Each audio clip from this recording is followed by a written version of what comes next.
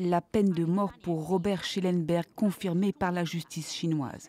Détenu en Chine pour trafic de drogue, le ressortissant canadien de 39 ans avait été condamné à 15 ans de prison fin 2018.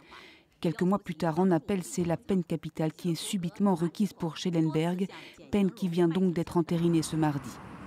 Le Canada condamne fermement cette décision par la voix de son ambassadeur en Chine, Dominique Barton, qui appelle à la clémence et pour qui ce n'est pas une coïncidence si ces événements se produisent en ce moment.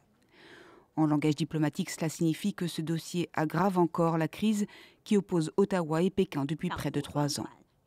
Car la transformation troublante de la sentence d'emprisonnement à la peine capitale de Schellenberg début 2019 est intervenue quelques jours après l'arrestation à l'aéroport de Vancouver de la chinoise Meng Wanzhou pour fraude.